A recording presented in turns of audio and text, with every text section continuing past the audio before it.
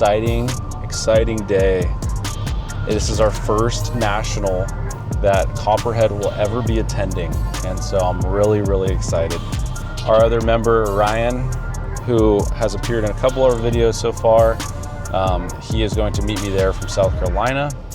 He doesn't get there till Friday, so currently right now it is 11:53 a.m. on Wednesday, and well, I'm supposed to get in Chicago tonight at like 9:53. So first ever national event in Chicago.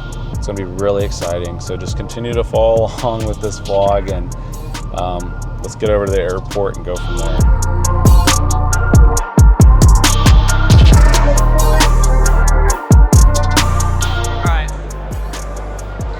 All right, big man. What are we thinking?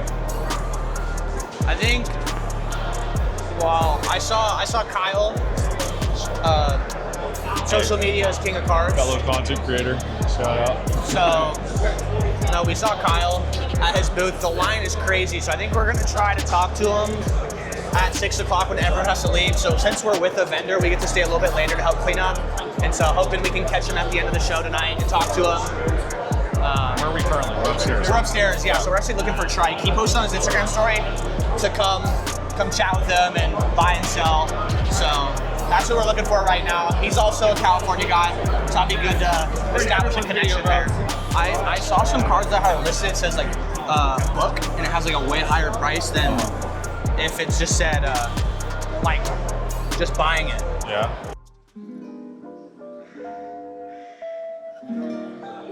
That was close call. All right, mission number 1, unsuccessful. There is so many people up here. We are walking back down because I decided to forget my phone down at the true booth. So we're going back downstairs for all the chaoticness. And where's my phone? Yeah, Asa left his phone downstairs, I think. So we gotta go find it. Extremely smart man, as you know. So we're gonna go down, find my phone. And we're gonna find Trike. Find Trike. Okay, today is the final day of the national. So basically right now, we noticed Trike is here. He is local for us, down in San Francisco. We are down in Sacramento, so very close. But everything that he does, content-wise, card-wise, just everything about that is something that really appeals to us and we look up to. So to get an opportunity to meet with him would be really cool, and just talk and pick his brain. So we're gonna go try to find him right now. Ryan found him earlier. And Want to shout your socials out so people know where to find you? Of course, man. Trike Kards on YouTube and Instagram and TikTok as well. Check it out. Okay. Well, congratulations. I saw you pull the Cooper Flag 101. Oh my God. Oh my God. Oh my God, that's life-changing. Yeah, that was big, Can you man. kind of explain how you were feeling in that moment? I was just in shock, man. I think people saw my reaction. It's like I didn't even really know what to say. I still don't really know how to feel. I'm just happy, and yeah, I don't know. I'm trying not to get too far ahead of myself. Once I actually sell it, maybe I'll celebrate. So you're planning to sell it then? That's the plan, yeah, Okay, yeah. awesome. So we'll see. Just any advice that you have for us, just for fresh starting out in the content? Like, we've been doing pretty good on Instagram, but the other platforms, proved a little more difficult. So Yeah. what kind of advice do you have for us? Yeah, it sounds like corny, like cliche advice, but like be authentic and share your journey. I always tell people it's tough at the start. Like you don't have the production budget of like a Jeff Wilson or the following or stuff like that, or editing and stuff is tough. But if you share your journey authentically, even if you don't know the most about cards, I don't know your guys' specific situation, but people really resonate with that, and it seems to do well. So I always tell people that be authentic to yourself, be your own lane, and share transparently what you're doing, and I think it'll gain traction. What kind of advice you have for actually getting monetization? So I know for our big thing is we're trying to figure out how we can capitalize on the social media videos. Yeah. Instagram, they used to have a creator program. I don't know if they went away with it, but I don't think they pay per view on Reels anymore. Yeah, no. TikTok pays per view, I believe, and then YouTube pays per view as well. Yeah. So just what kind of advice do you have for building up your brand, actually working on monetization, and then brand deals, like reaching out to companies and that kind of stuff? Yeah, I'd say, definitely get into YouTube, right? That's an easy, like, as soon as you get monetized, even people who are just starting out, you get like $20 a day or whatever, right? And that adds up. I know you guys are in the card space. For me, I can only speak to my own journey.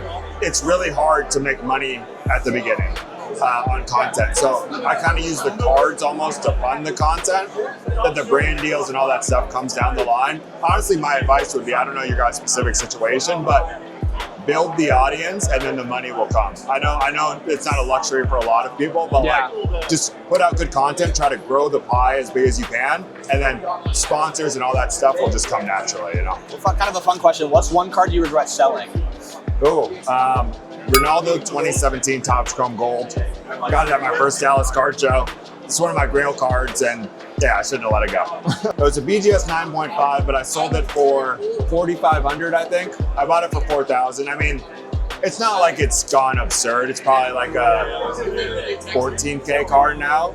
But just especially because I bought it at my first card show, I wish I still had it. The soccer market seems really undervalued. I mean, I don't know much about soccer, but I see all these Messi 101s and they're like a fraction of the cost of like any 101 in basketball or baseball or whatever it may be. So I mean, it's the biggest game in the world, biggest sport in the world. So and they didn't grow up collecting cards. So I think as soccer spreads, I'm really bullish on what it's going to do. What type of content, like early on, that helps you like grow, I guess? What type of content? Yeah. Just like you put out videos, like we're just putting out videos, whatever, of like us going to card shops and doing stuff. Yeah. If you were to, I guess like what like kind of like made you? What genre? Or What niche? Or like was it steady? Well, I mean, the ones for me that blew up were I went and bought card collections, and the first two were kind of a disaster, and that's what blew up. That's why I say, and then, you know, like on Instagram, I do the series of flipping $1 into $10,000 or dollar bin videos were big for me. And like, I know it sounds corny once again, but the common thread through all those is authenticity and being real, you know? So, and it wasn't like I spent $10,000 at a card show that blew me up. It wasn't like I ripped all the boxes in the world. You gotta set yourself apart too, and I feel like everybody does that. Yeah, set yourself apart. I mean, it all comes down to packaging. Packaging is the most important thing, whether it's Instagram or YouTube. I can't obviously tell you like, okay, here's the video you should do. I know you're not asking for that, but spend your time on the packaging. Specifically for YouTube, what's an intriguing thumbnail and title that'll really draw people in? And Instagram's kind of the same thing. Like, I look at the first shot as like a thumbnail. It's like what visual, what text is gonna make people wanna go. And once I started putting my focus on that, rather than like, I'm just gonna film and see what happens, then that's when everything changed. Yeah, man, I mean, you've only been at it for 4 months, keep going. Yeah. You guys are gonna kill Really it. appreciate it. Dude, these are sick. Ad route, that's a clean auto. All right, so we just picked up a bunch of Star Wars cards numbered to 99 for $20, or I believe 4 of them were numbered to 99 for $20, and we just got another card in there. I found one of them comped for like $250. The guy insisted that they go from anywhere from 10 to 20 on eBay. But I mean, the Star Wars cards were sick. I'm a big Star Wars fan. I think I'll start collecting more. And so I don't plan on selling these. So I was like, you know what? If they're all $2 cards, like I'm fine paying $5 for them. What you got, Nine? What? What you got? Anything? I want to talk to Kyle bad. Yeah. Dude, the line is so long though. We're rolling.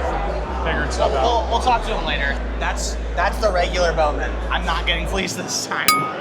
Yeah, you want to tell the video what you did? No. This is getting cut. This is not going in. Where is he gonna go with it? You can't sell it. Yeah, nobody's got that kind of money right now. Yeah. Just a casual $10 million card in my hands. That's crazy.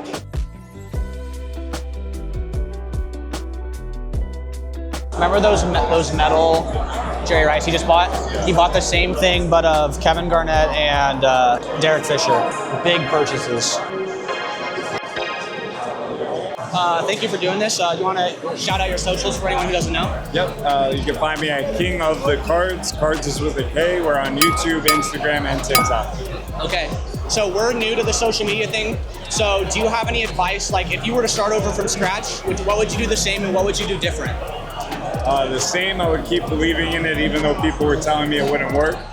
And what I would change is how consistent I was at the beginning, because I didn't really understand what consistent meant until I was going every day at it. And it took a while to understand that that was going to be the difference between this taking decades or this taking some years to build. And fortunately, now in the past few years, it's taken off. That's when that changed. And then my second and final question.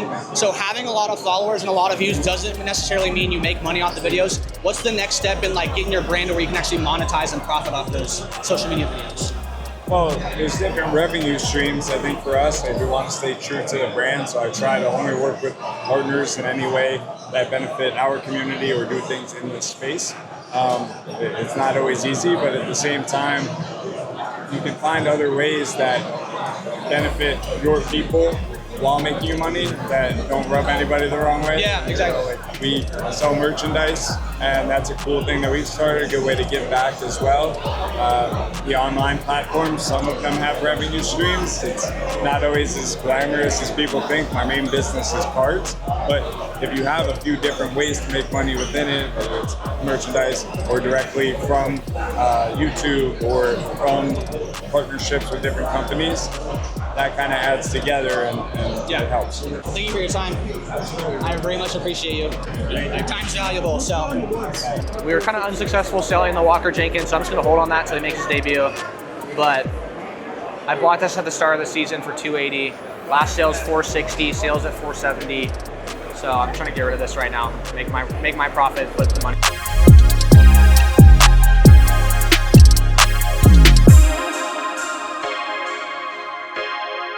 It's just so crazy how much has died out today on Sunday. Like, even during the card show, this whole like main lobby area was packed. Even like middle of the day admission now, there's like hardly anyone in here. All right, guys, you know, we're wrapping up the National here. It's about 3 o'clock. We're closing down at 4, so we're packing up and just want to do a quick little recap.